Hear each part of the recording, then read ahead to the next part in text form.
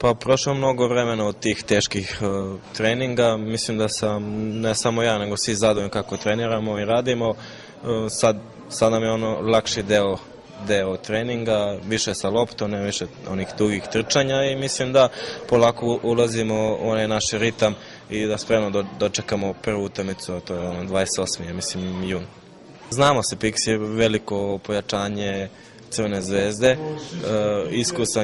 iskusan je i zvezdino dete i zna kakvi su ciljevi Crvene zvezde, tako da mnogo smo dobili njegovim dolaskom i mislim da uz još jedno pojačanje da će biti to zvezda prava.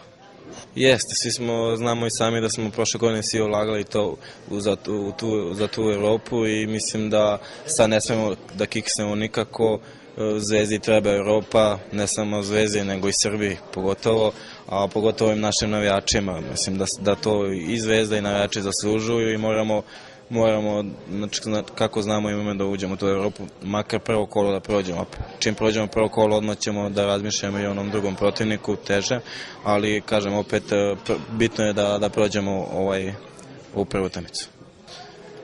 Pa sigurno da je jača, ali opet treba sačekati vreme. Mislim, nismo odigrali jednu zvaničnu utakmicu, ali ja mislim po novim igračima, Dimitrijević, Kovačević i Mezniga da su vrhunski igrači i sigurno da imamo više 6 meseci rada sa Robertom Prosinečkim i sigurno da će ova sezona biti presudna ne samo za Crvenu zvezdu, nego za sve nas i mislim da moramo da osvojimo makar jedan trofej, a volio bi i ovi drugi.